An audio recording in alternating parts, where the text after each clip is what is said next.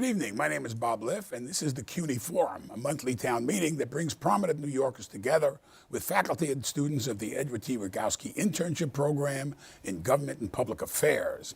The constant and the chaotic and erratic administration of the former resident of Fifth Avenue, who now sits in the White House, has been the demonization and scapegoating of immigrants, especially non-white immigrants who do not hail from his preferred sources of immigration like Norway. The most recent example is the administration's unilateral redefining of the process by which refugees seek asylum, a traditional means by which this country established its self-proclaimed mantle as the last best hope for humankind by welcoming the world's, in the words of the poem on the base of the Statue of Liberty, the tired, the poor, the teeming masses yearning to breathe free. Of course, Trump's immigration director even tried to redefine the words on that poem to say it meant nothing of the sort. Whether it's the border wall he is stripping military funding to build, the caging of children as part of a policy of separating families arriving at our southern border, or the raid on a Mississippi chicken processing plant that seized hundreds of undocumented workers but somehow failed to take action against the employer who hired them, we're in the midst of a long-suppressed nativism and xenophobia that has been resurrected in the service of Trump's attempt to win re-election next year. And the administration had taken special aim at next year's census, trying to get around court decisions barring them from adding a citizenship question. That was widely seen as an attempt to dissuade undocumented residents from participating in order to cost Democratic cities in particular representation and federal funding based on a constitutionally mandated count of all residents, not just citizens. The costs are immense, both in human terms and economically, especially in this immigrant-heavy city, which, despite the anti-Trump and pro-immigrant policies of the day in this city, has not been immune to some of those negative views of immigration and immigrants.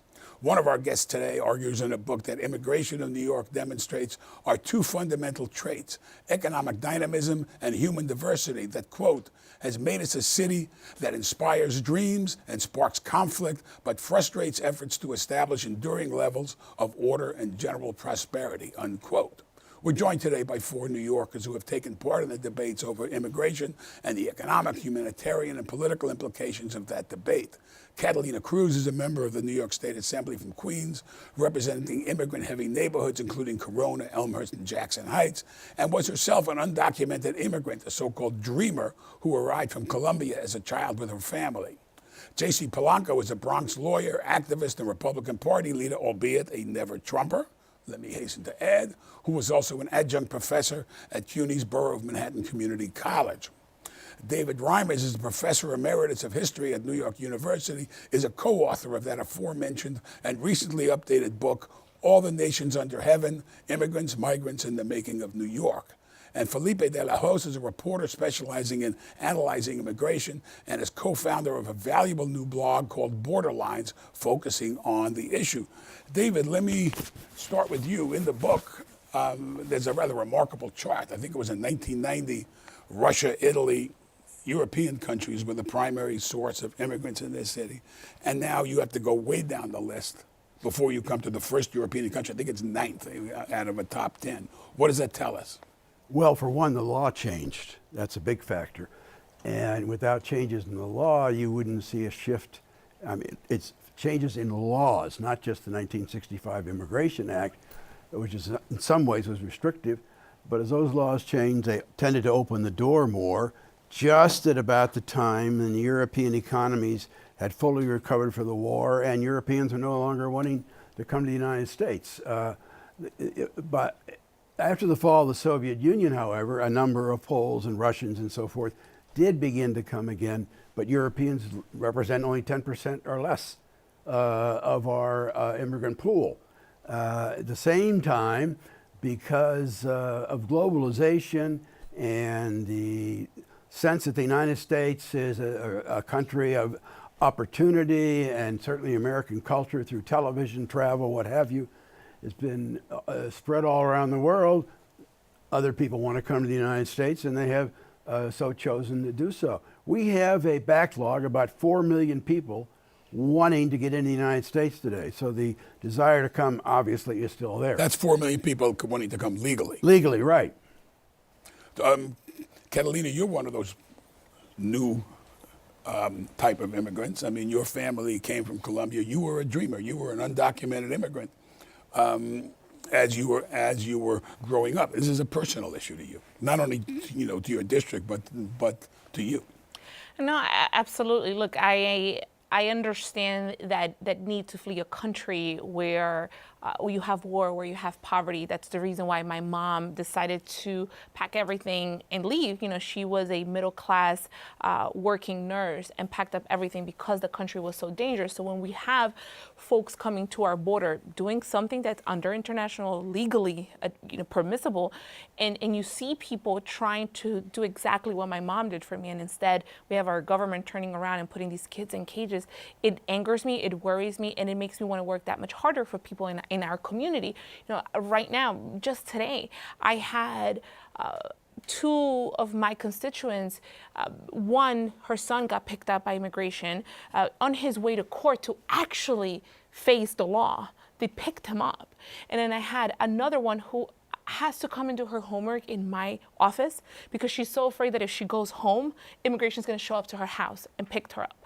And so these are the lives of the people in my district, where 60% of them are born in another country and 40% of them don't have permanent status. Many of them are undocumented.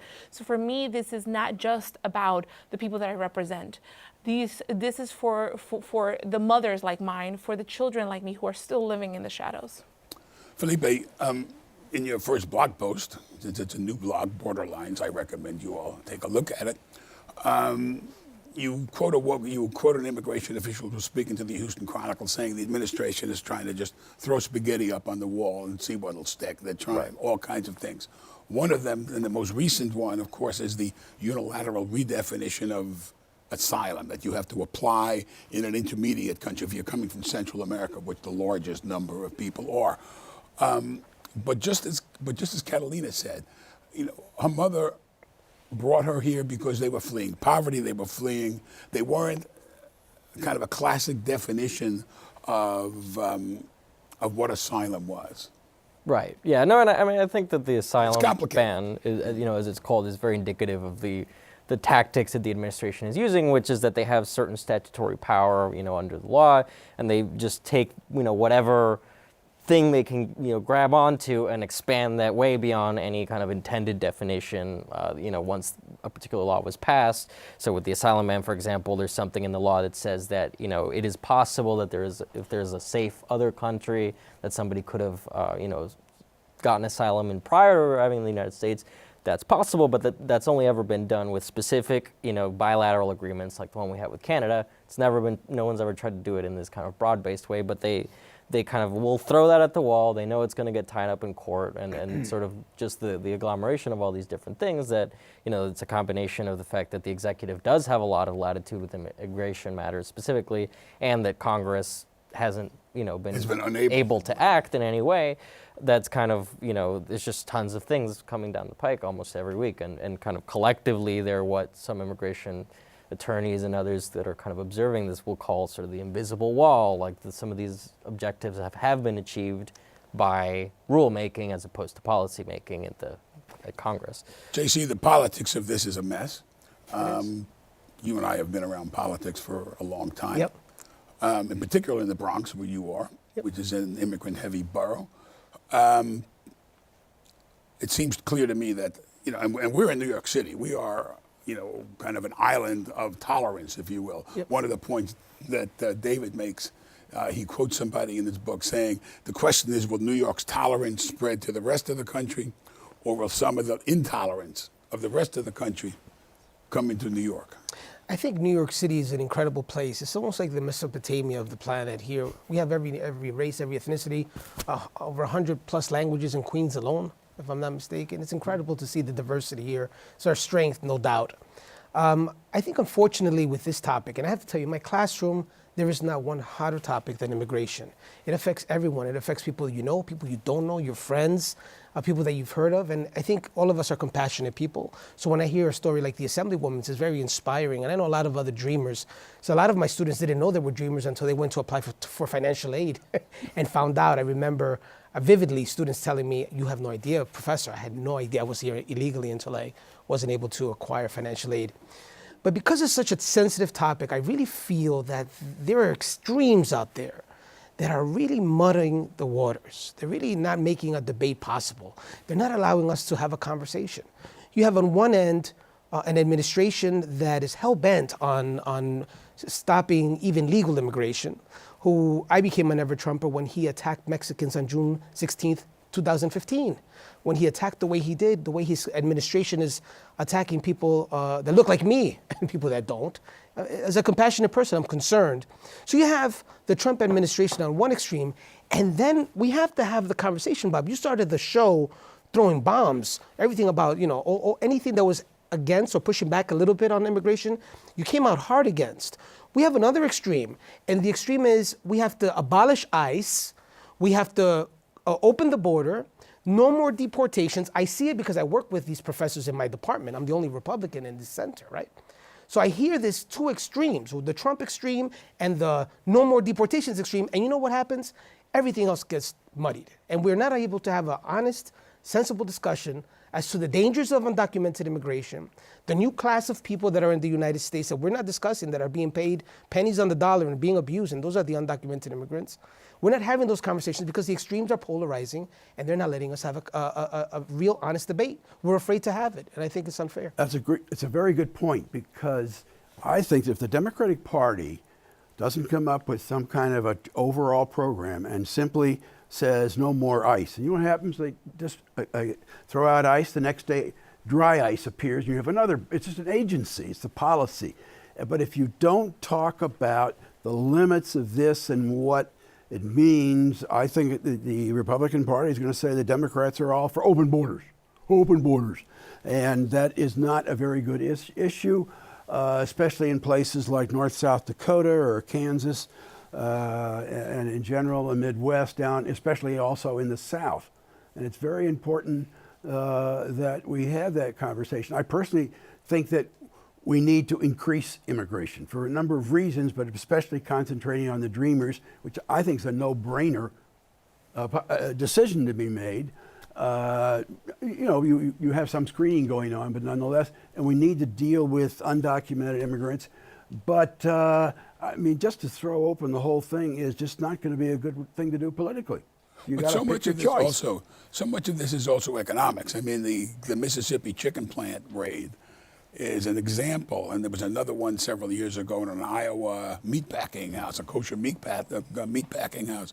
How much businesses depend on immigrants, including undocumented, especially in this city.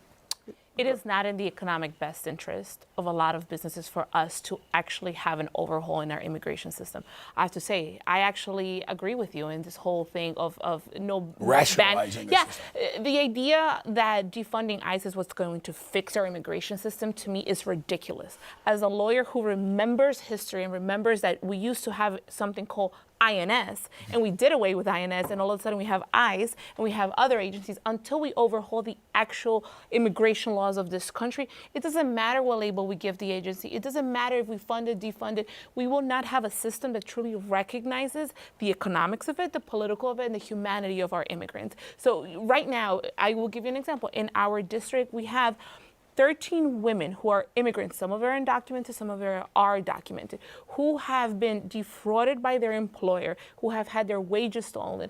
And the reason why this employer continues to do this to more and more immigrants is because these are immigrant and many of them undocumented women in need. Businesses depend on that.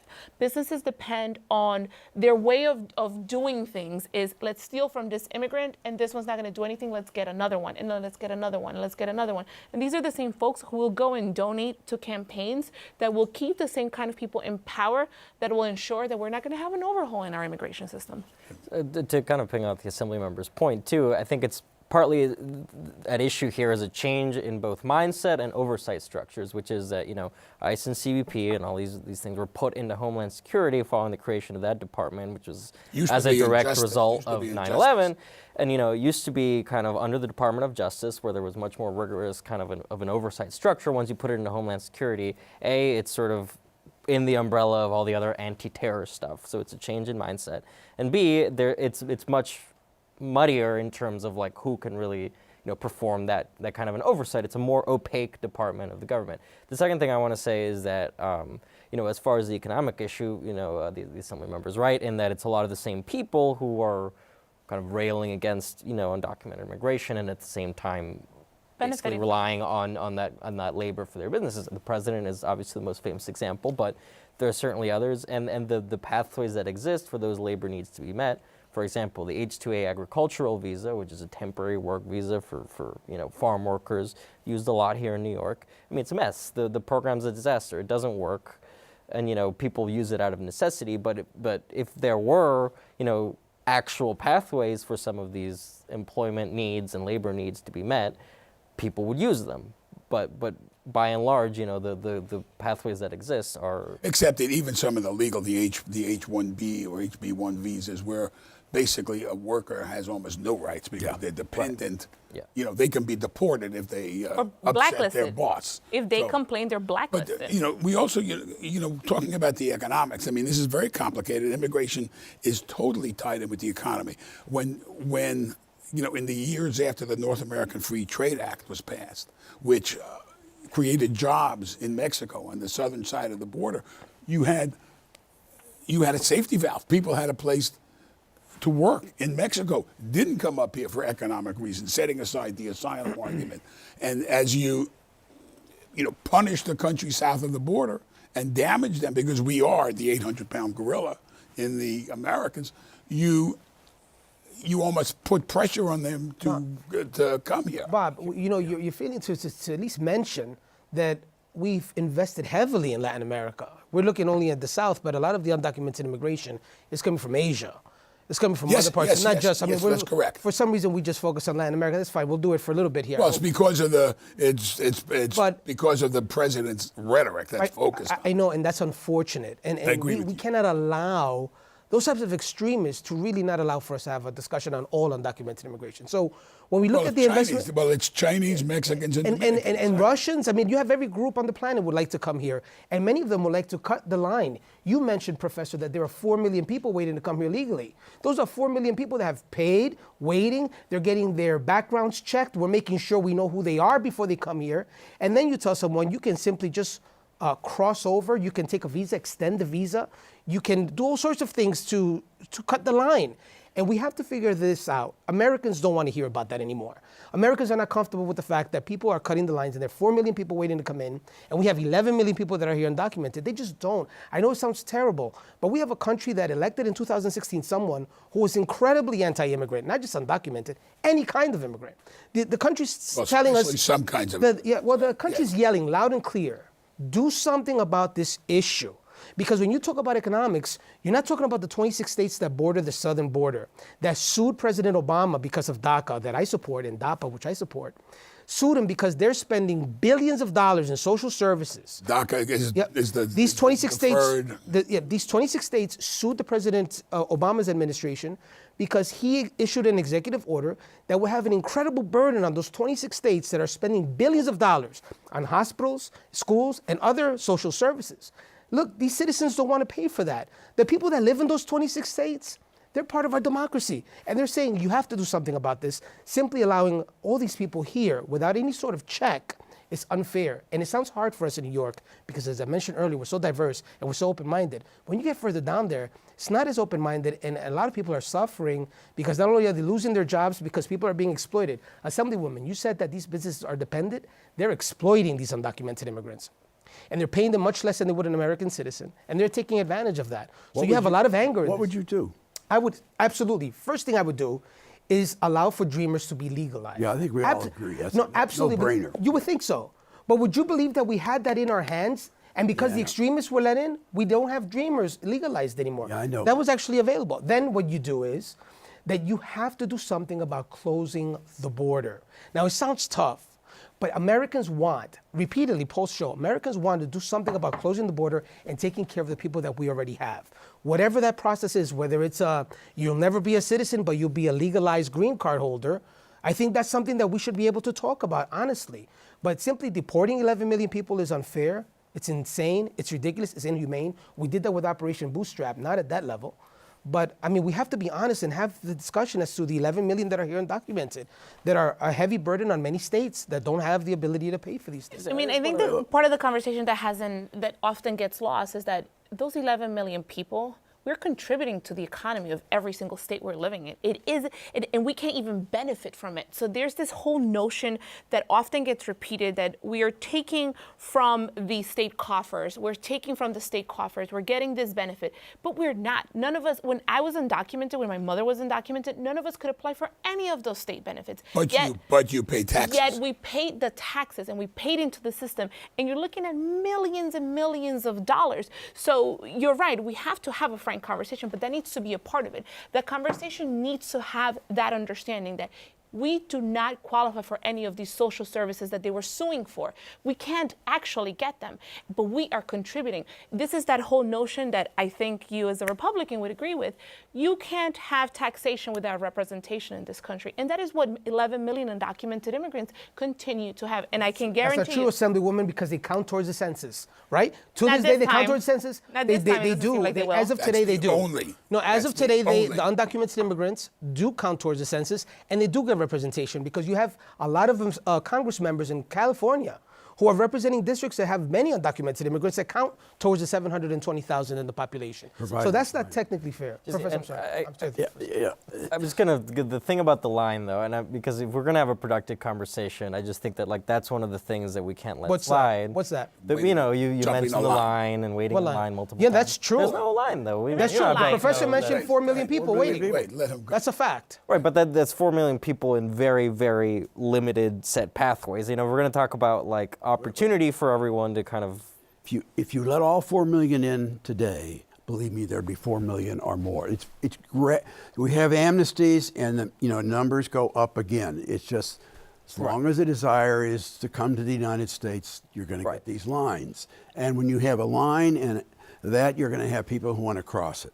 But there's only a line for people who actually could qualify for these guidelines. Right, there's 4 categories of legal no- immigration. Yeah, but there is a line. Go ahead. Right. There is employment-based, nuclear family, humanitarian protections, and diversity lottery, which is tiny, almost not even worth talking about. So if you're just Joe Schmo in wherever, right? I mean, if you're just a person sitting in, Sweden, since that gets a lot of play these days with the president, but and you just want to immigrate to the United States, there's no line for you to wait in, right? There's no. Yeah, but the line is figurative, Felipe. I mean, there is when we say line, we mean there's a but process. a lot of people believe, and people are when you on say it. that, a lot of people What you're saying visualize some there's kind a of process by pathway. which the United States, we are a republic democracy. We have decided that these are going to be how we're going to allow people in. And our country is very generous.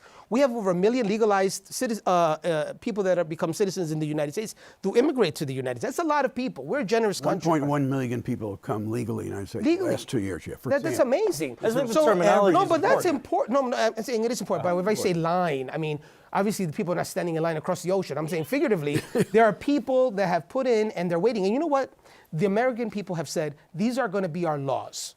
And somehow there are groups in the United States who says, who cares about these laws? You know what? My family needs to get here. And I am very compassionate, I understand. But you cannot disregard the law because it's just cumbersome. I mean, we disregard it every time we go meddle in foreign policies, and that's why we end up with people who need to come to this country to actually look for help. And that's the thing that I think often, and I'll call them the people from the United States because America is actually a continent. The people that live in the United States often forget that over 20, 30, 40 years, we decided, we have actual money that could be made in some of these countries. Let's go meddle in their politics, in their economy, and we create the kinds of storms that lead to these folks coming to our borders and asking for help. And it's often these countries that we exclude from this so proverbial line. We excluded, the last time we tried to ban people, we included Venezuela, which we had a hand at. We included Colombia, which we had a hand at. We included Central America, which we had a hand at. And so we can't be that arrogant that we're going to go mess another country up. And when their people want to come get our help, we're like, not my problem. That can't be the country that we are. Look, I understand that Juan Gonzalez, a journalist, former Daily News journalist, wrote an incredible book, Harvest of Empire, which I use in my class. And he says a lot to what you said, Assemblywoman, that our meddling in a lot of the affairs of Central America and South America, Latin America in general, has created an environment where a lot of people are coming here undocumented. I think that argument is loud and clear. But we've been involved in Latin America for a very long time. Some very good. I know that it's very easy for a lot of groups to just trash our involvement in Latin America. I know we have incredible hospitals in the Dominican Republic because of the investment of the United States. We have a lot of investment in Mexico and in Central America because of the United States, because we are a generous country. There are some things that were bad. We supported some bad governments. It's true. I mean, that's without fault. But in 1986, we did have an amnesty plan that allowed for 3 million people that were here undocumented to be legalized. But since then, we have another 11 million people that are undocumented. No. The way you say meddling just completely ignores the investment that America has made that has been positive. We have made incredible contributions to Latin America. That's like saying and it's true, though. But that's like saying because I invested, I now get to go tell you what to do with your country. I never said that. No, but you're saying there's good things we've done. That's all I said. But that doesn't excuse the bad ones. I didn't say that. I'm saying that we have done some very good things, because it's easy for Mr. Gonzalez, and I use the book in my class. It is very hard. You mentioned like bipolar, teaching this stuff and thinking this way. But we have to remember and be cognizant. We are a great country. We're very generous, and Latin America has benefited incredibly. Look, if we're so bad, if we're so awful, why are millions trying to get in? And I completely agree. Why? If we were so bad, I wouldn't be here. I'd be living in Canada right now. But we are a great country. And because we're a great country, we really need to analyze our own behavior, understand where we have messed up, and actually have the compassion that you have actually expressed. We cannot be the kind of country that only looks at that good, but ignores the bad we have done and says, you know what, it's okay to have children in cages and use them against their parents. That is not the kind of country we can be. That's absolutely true. Can't do that. Yeah. All right, a couple of points. NAFTA, the great trade agreement, did hit the Mexican economy, and it really drove many small farmers out of business, who then came north. Foreign trade goes different ways and so forth, which Mr. Trump doesn't seem to understand. And the question about undocumented, the problem here is that many people pay local, they are living in locales, and they pay FICA. And in other words, they pay federal money.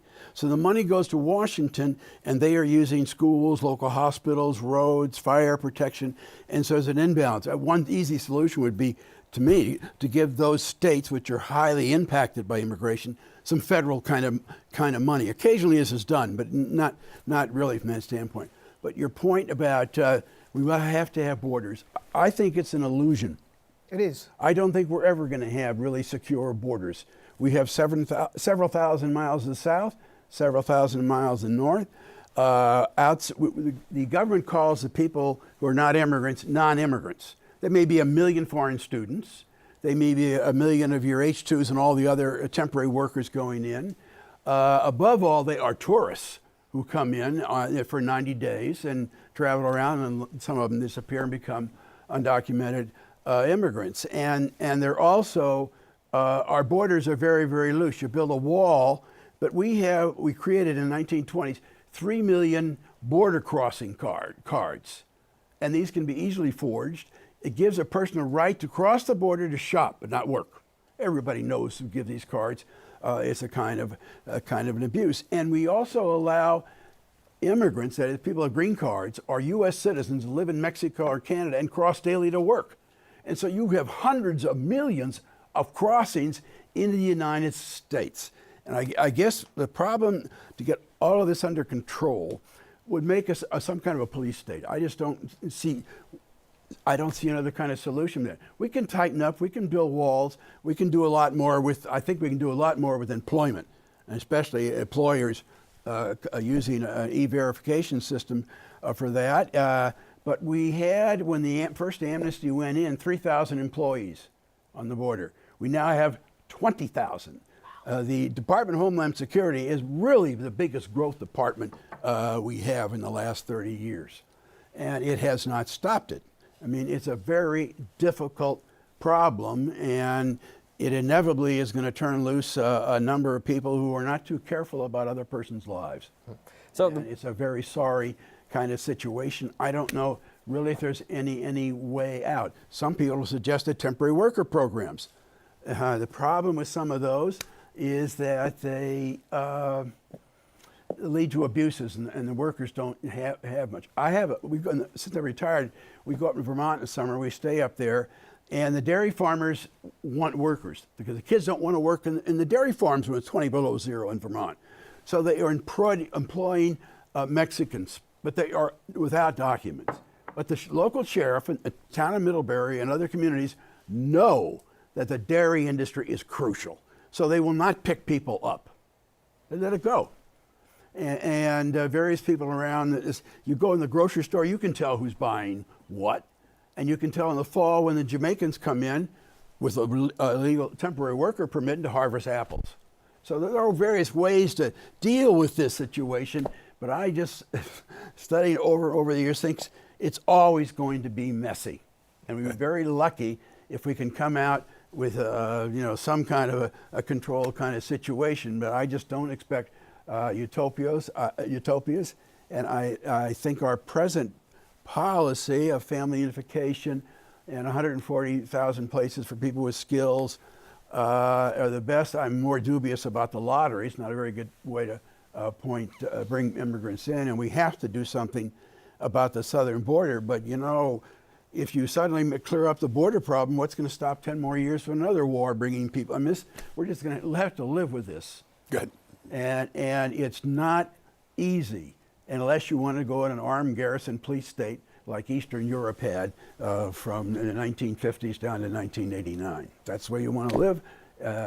I've been in Eastern Europe when the communists were under control, and believe me, they were under control. First thing they do is grab your passport if you're staying at a hotel and keep it. I've said enough. So, okay. So let's say that we want people to follow legal pathways. We don't want people to immigrate undocumented. All right, let's part from that premise. Okay, so today, September 25th, the third version of the Muslim ban in effect, total asylum ban in the border in effect, public charge going into effect in 20 days, which allows people to be denied entry and or residency if they, not only if they have used public benefits, but if a bureaucrat in USAS deems that they're likely to use public benefits at any point in the future. It's an unappealable decision. All of the employment visa categories are a disaster. And the administration is close to setting its refugee cap for fiscal 2020, which some are advocating to be zero, flat zero.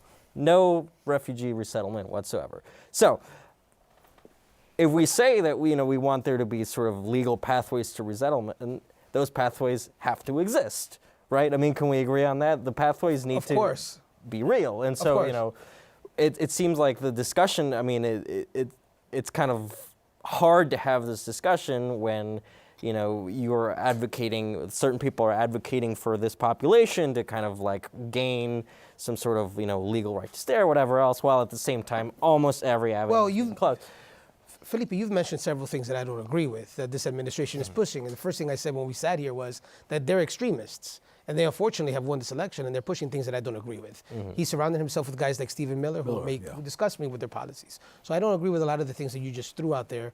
My argument is that, it's a very honest argument, almost every country on the planet decides its laws. They decide who comes in. They decide who comes in and how they come in. The Dominican Republic, where my parents are from, have a big problem with Haiti right now. I've written a lot about it. A lot of it is racial. A lot of it has to do with history. But they've decided that they're going to allow people to come into the country that have A, B, C, and D. When you go to Mexico, Mexico has a very hard issue right now with Honduras. And at their border, they're fighting off Central Americans that are coming in illegally. They've decided A, B, C, and D. We go to other parts of Europe, you can't even become a citizen unless you have their blood in your system. We go everywhere else. All countries on the planet have decided who gets into their country and how, A, B, C, and D. We also have decided. We said this is how you get not every other country No, in the world. wait, you can't do that. You cannot dismiss the notion that we are a country of laws by saying we're special, though. We are a special country. We're very generous, like I said, but you have to appreciate and respect our laws. And I think that anyone who says that we don't have to is sending the wrong message. And if you think you're going to win an election and get 270 electoral votes by decriminalizing undocumented immigration, you're out of your mind, and you're going to get Trump for 4 more years pushing this extremist policy, and we're going to be sitting here saying, Polanco, you were right. We had to find. I'm talking about aren't laws. No, these things are things that the president gets to decide because the Congress has given him the power to decide them. Absolutely, he decides who comes in. If he decides he doesn't want people from several countries who happen to be predominantly Muslim, the Supreme Court has said he can do that. Yeah. That's a fact. Well, because he put the that's one Supreme policy. Court, but I mean, everything else is in litigation, but it's still in effect. I think one of the meantime. things, I think you're an attorney as well, Yes. right? We have to stop saying decriminalizing immigration. criminal laws and immigration laws are completely different. One is civil, one is criminal. I think we have to part from that. Not I anymore, agree. Assemblywoman. Well, the way that they're treating us is like criminals. But in the law, the way that it's written, one is a civil matter, one is a criminal matter. The way that they're treating us, I agree with you. They're treating it like it's criminal law. I mean, they should give us attorneys under the Constitution if that's how they're going to treat it. But that's another conversation. But I think we have to, I agree with you. As a lawyer, I think that each country gets to choose their laws. But we have a history of a country that was created by immigrants, the soul of a country that was created by immigrants. And if we're not going to put that as part of the actual process, then why are we here? As part of the process of what are we going to do with this country and the 11 million, actually it's probably closer to 15 million people who are undocumented in this country, we have to think about the soul of the country that created us. It's every single one of those countries that you're talking about that chose its laws. A lot of them are coming here looking for a better life, whether because we meddled or whether because there's war, whether because there's poverty, whatever the reason is, it's them fleeing to us. So if we're not going to sit here and actually think about the soul of the nation, which are the immigrants in this country, and how do we treat them humanely, and how do we actually continue to grow it? Because if we close all our borders or we put laws that actually create this proverbial line that turns 4 million into 10 million people, we're going to die off and we're going to just become one of those countries. And we don't want to be one of those countries. We're different than them. Before I go to questions, I want to ask you quickly. I don't want to ignore the census question, which all is. My district actually is going to be the hardest hit in the entire state. Well, but do you think undocumented immigrants will take part in the census, or is the fear going to keep them from filling out those forms? You want the political answer or the real answer? Both. I think the political answer is I'm going to do everything in my power, and that's my work answer. I'm going to do everything in my power to make sure people are counted. But I got to tell you, I am very concerned that this president and his minions and the people that work for him and the administration that decided that this was a good idea are going to get their way, because people are terrified. People are terrified that simply answering a question is going to tear them apart from the only country they know as home. And so I'm not very confident. I think we're probably going to lose a seat or two in New York. I am actually, after speaking to several folks that know more about this issue than I do, it seems like my district is going to be one, or if not the hardest hit district in the entire state when it comes to being undercounted. And you know, we're out there. Actually, I was out yesterday at the train stations giving out information saying, remember that the census is coming next year. But people are afraid, and rightly so. Yes, ma'am. Tell us your name and your campus, and speak up, please. I'm Olivia Frasca. I go to the College of Staten Island, and I wanted to know, with election season clearly on the way, how do you think the 2020 presidential candidates have been approaching the immigration crisis, especially in what we've seen in the Democratic debates? You want to? I mean, go ahead. You jump, and then we'll jump on you. Look, I'm very practical. I know JC a long time. I'm a centrist with these issues, and I'm very honest. You know, this president won this election with little less than 70,000 votes. That's the MetLife Stadium, okay, in 3 states. Well, he lost by 3.5 million. Yeah, but that doesn't matter. That's not how we elect our president. Right. We've decided that. But what we need is, in order to defeat Trump, you need Michigan, you need Pennsylvania, you need Wisconsin. He came within less than a point of winning Minnesota and New Hampshire. Those are some real facts here. We're talking about maybe a few people in New Hampshire and Minnesota. This is an even further victory in the Electoral College. I am afraid that from what I hear in the Democratic primary debate for president on this issue of immigration is one that is going to guarantee that those states vote the same way again. You're not going to win those 3 states. You're not going to win Middle America by telling people that you have no problem offering full health insurance to people that have violated our laws. That's not going to happen.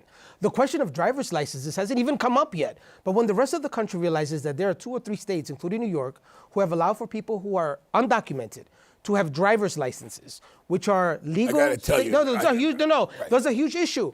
When guys in Pennsylvania, in Western Pennsylvania, where moderate Democrats beat Republicans, that's how they got the majority. When they discover that this is coming in their state, you're not going to be able to win this election, and that's something you need to know. You're going to drive up the numbers in New York and California, but you're not going to win those states.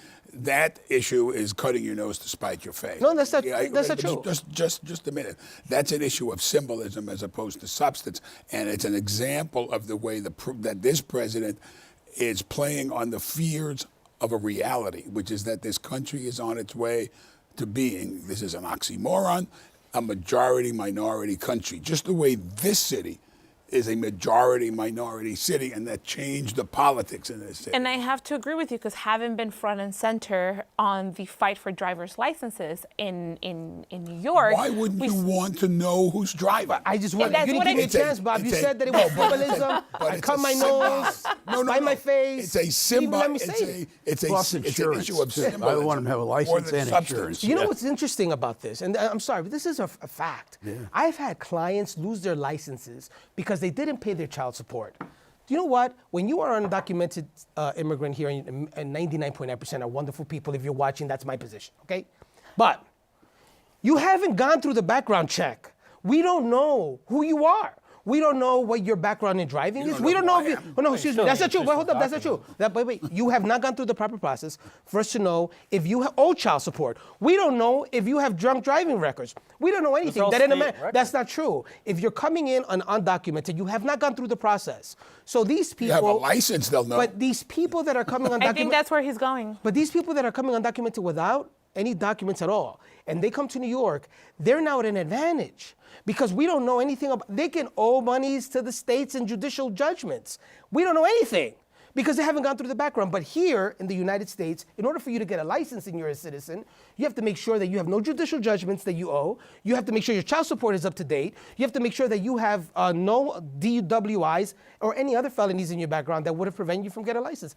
I think those are real issues that we don't want to talk about because we're so compassionate. But I hope in this forum we Well, can be both compassionate I'm arguing and practical. rationally. I think it's a rational issue, not a. You think not it's a- rational for people that we don't know what their background is as far as I think we should get back to the driving? question Wait. because this is like an entire other Well, this is discussion. what it is. But Bob, no, for the viewers, Bob loves drama.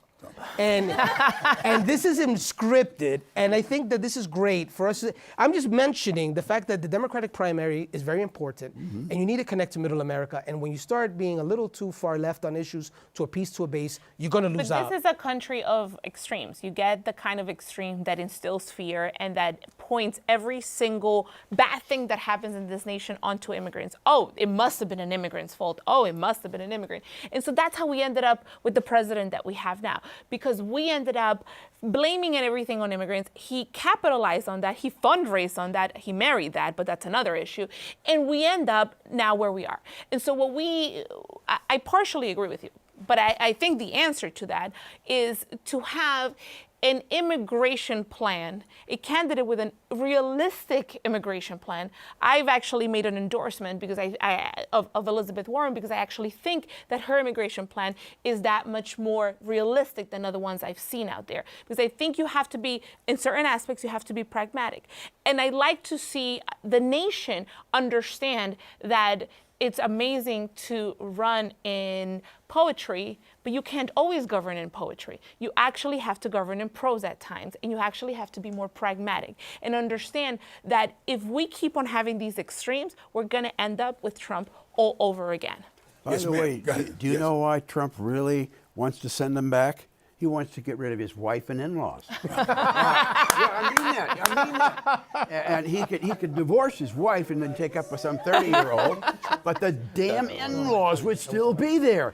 So you send them back and tell the State Department no visa. I didn't know he was going to. And boy, can he have fun in the White House. I think we have another question. That's the joke that I will not make, which is that the fact that two of his wives are immigrants proves that there's certain jobs Americans won't do.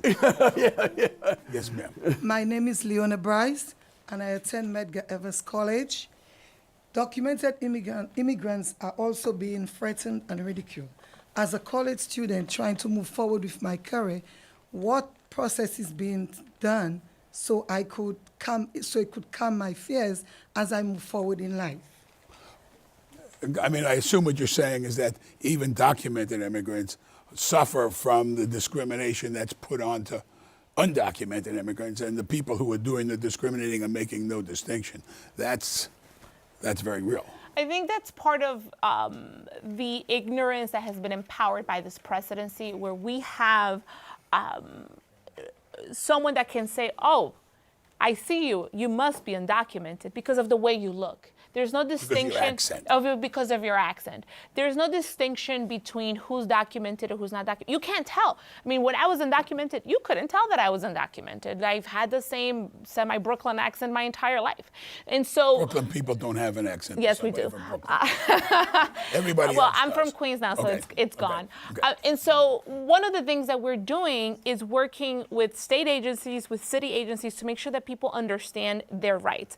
That regardless of whether you're documented, undocumented, just arrived, or been here for 20 years, there are constitutional protections. There are state laws that protect you. There are city laws that protect you.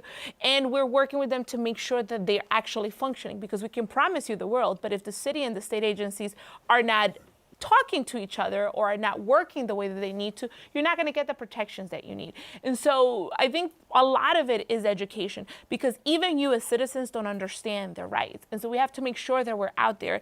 And I know several of my colleagues and myself as an elected, we go out there all the time to talk to people about their education rights, their housing rights, that are all intersectional, because many of us are in these low-wage working immigrant communities that are affected whether you're documented or not. If I could just actually offer one like direct personal advice, which is that like in these scenarios, employers tend to get very skittish if they don't really understand what's going on, and like you should really be very well read on like, you know, what people can do for you, and if they're like, oh, we don't really deal with that, don't let that happen. Like you have to be very self-advocate, right, and don't let them get away with just kind of not understanding what's going on. Yes, sir. Good evening. My name is Justin Freeman. I'm from Brooklyn College. This is sort of a history and a political question. Along the lines of American exceptionalism and foreign policy, American hegemony during the Cold War and the war on drugs has caused us to support murderous and corrupt dictators that have created situations in which asylum seekers have sought refuge in the United States. What are historians, or are historians acknowledging these events when analyzing the history of immigration? And are politicians keeping this history in mind when creating future immigration policy? America, it's the point that we've made, I think, which is that American policies, whether it's trade policy, whether it's the kind of interventions in Latin America or interventions in African countries, has caused people to flee those countries. If you destroy the homeland, they're going to try to come here. We're still, for all the stuff that's been going on, there's a perception around the world for many, many people that we are still the last best hope for where you want to come. You're the historian on the panel. Well, I would say that the belief that America is exceptional is by and large going out among us. It's been going out for a number of years. I mean, it just if you read what historians are saying, they just don't believe it. It's a lot of nonsense, frankly. And as for immigration historians, they're all very liberal and pro-immigrants, no doubt about it. Alan Kraut's finishing a new book on nativism. Erica Lee's got a book coming out in November on the crusade against immigration, my colleague at NYU.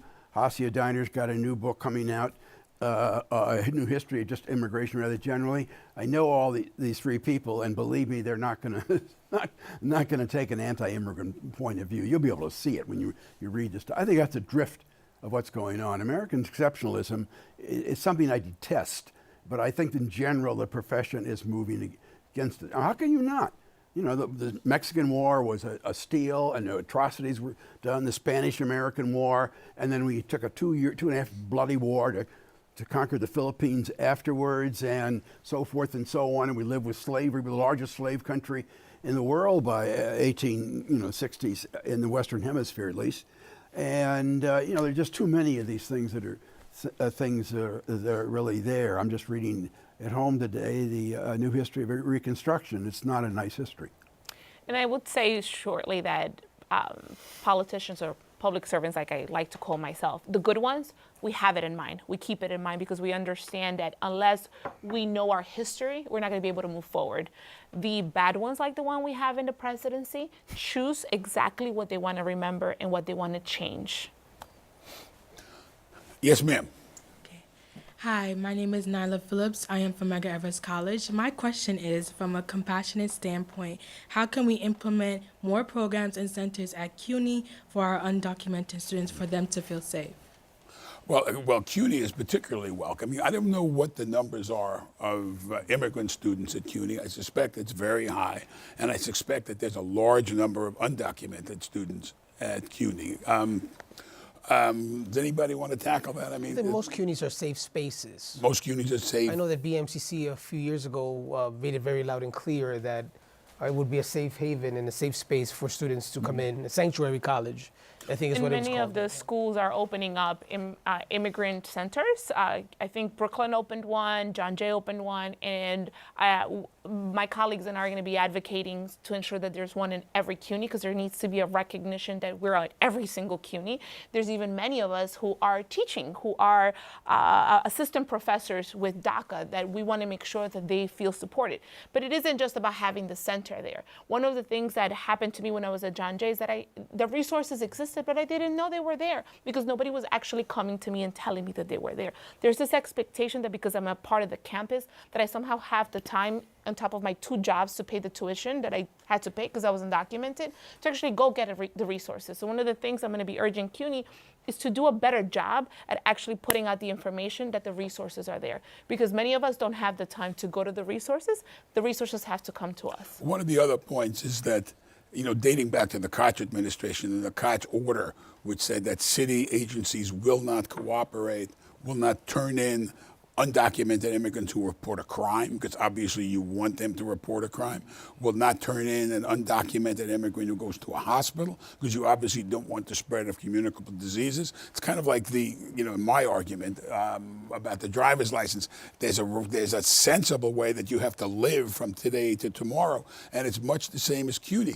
And now you see it with the resistance, pretty wide resistance among city and state agencies and courthouses, It's et a law cetera, now. et cetera. It used to be an executive order. It's a law now. I actually think it's an untested law, because I'm not sure to what degree federal preemption ultimately wouldn't Are you referring succeed. to the sanctuary city issue? Is that what Yeah. you're referring No.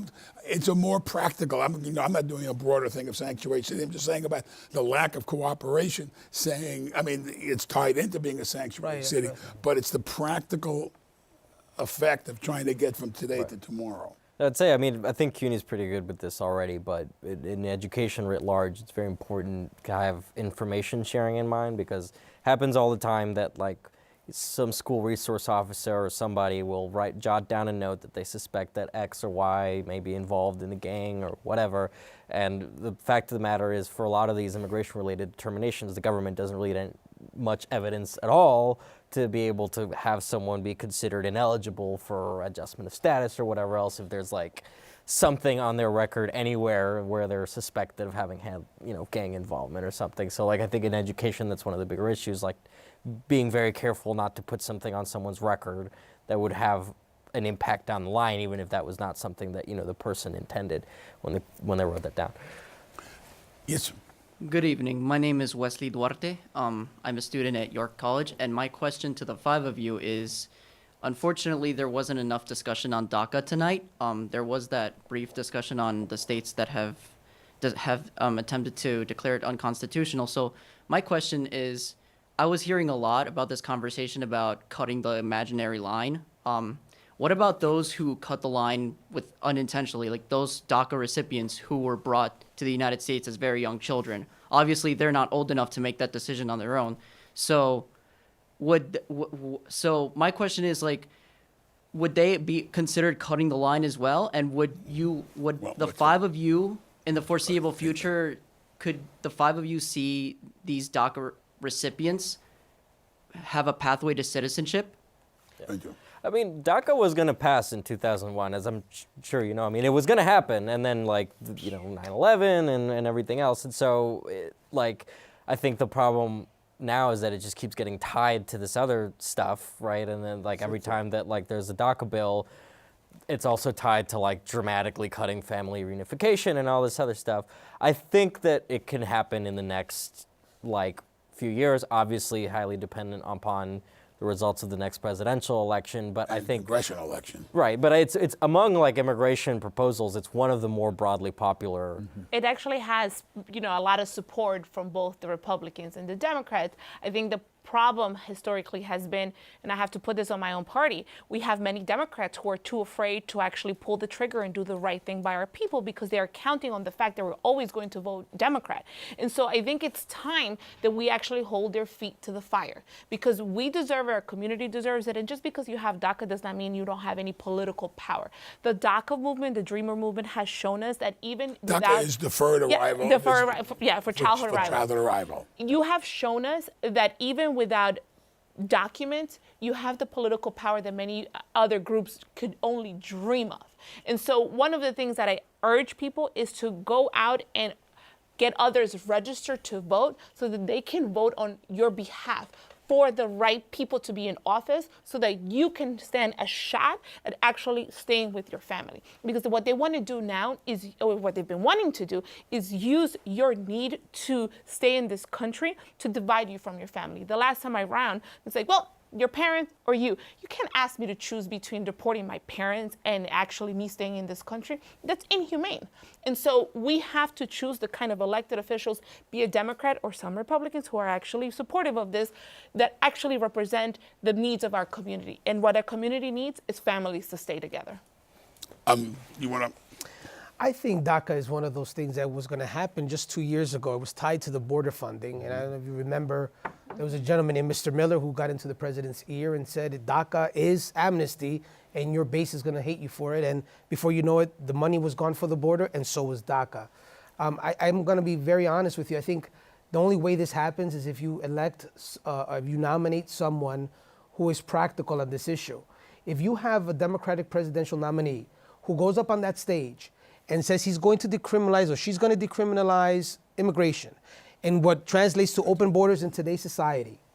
And then you tell them that you may not have health insurance. Wait, you may not have health insurance, but that undocumented immigrant that cut the line. I'm going to cut you off though because I'm getting the we have to say goodbye sign. Okay, just remember, you can't get this done if you go too far left. Thank you all. We'll see you next time on CUNY Forum. Thank you for a spirited discussion.